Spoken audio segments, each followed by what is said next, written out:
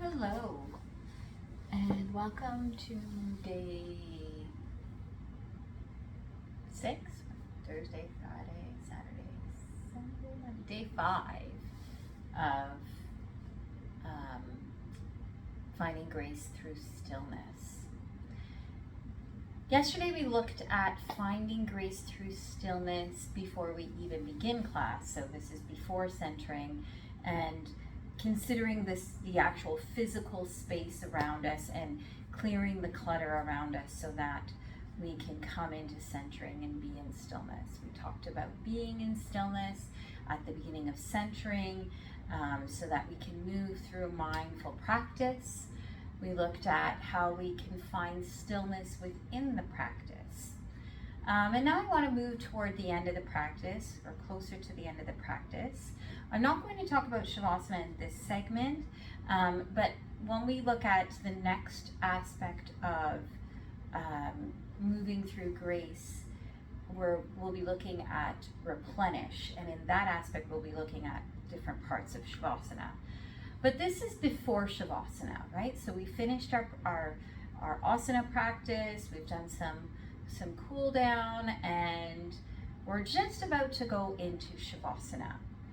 And this is a time where people think, okay, this is the time I'm gonna wipe off all my sweat, and I'm gonna start to collect my things, and very physical stuff, right? I gotta fix my hair.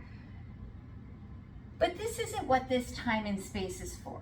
Obviously, if you've just, if you've done a hot vinyasa flow class and you're dripping with sweat, or you've done a really intense class, a hatha practice, and you've sweat, you need to wipe that away. You need to do that, collect that, and get that out of the way. And you shouldn't have to start picking up your stuff and putting it together, because I do know that happens. I say, okay, and get yourself ready for Savasana.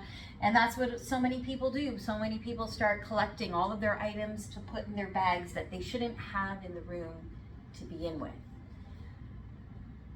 What should you be doing during this time?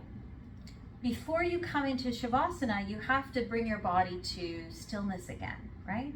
And so before you lie back down and come into that final repose state,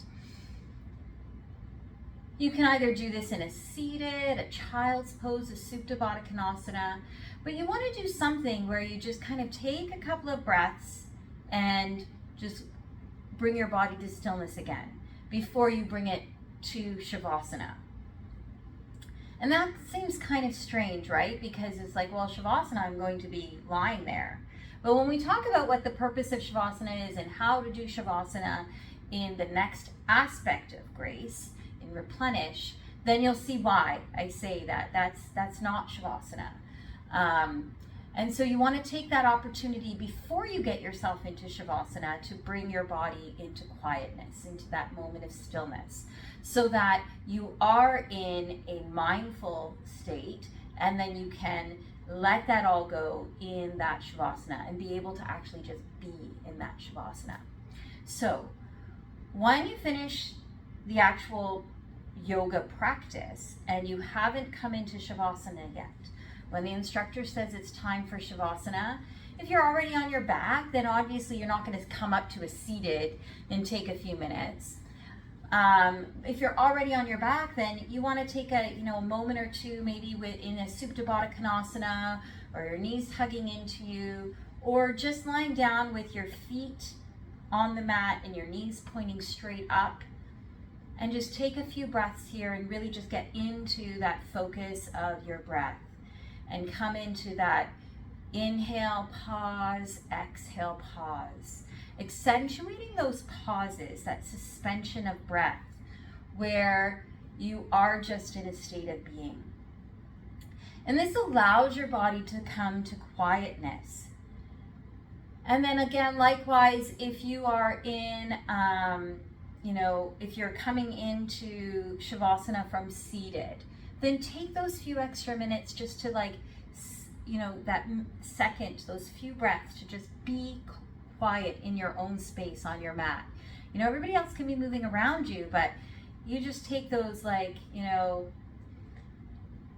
or 3 or 4 breaths where you inhale, pause, Exhale, pause, and just let that happen, right? Likewise, if you are using child's pose because you've just done an inversion and you're in a counter posture, then you're using that time again to just be in that pose and just take that reflection inward. So you want to use those moments right before you come into that stillness.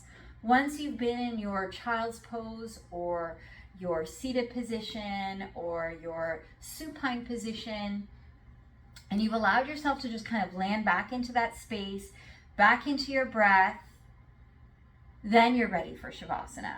It's at that moment then that you start to, if you're not on your back, gently make your way to your back. If you're on your back, then you're already there, and start to extend yourself out into your Shavasana position.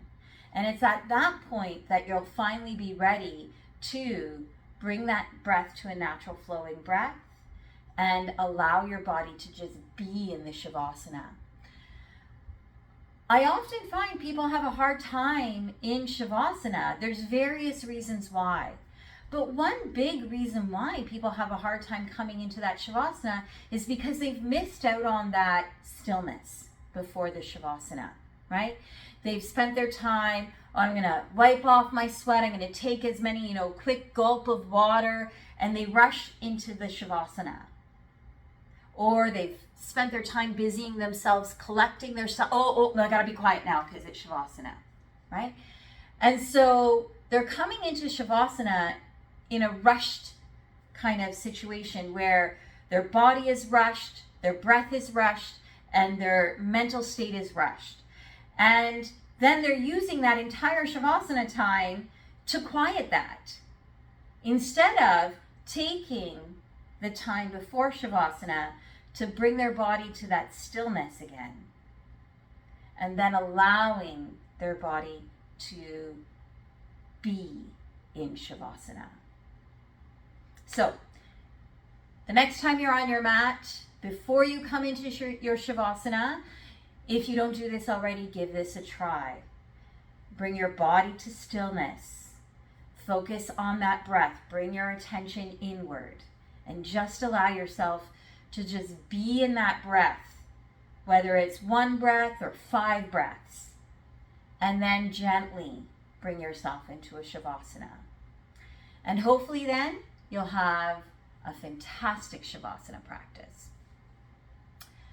Tomorrow we'll look at the pause after Shavasana before we move into our next area, which is replenish.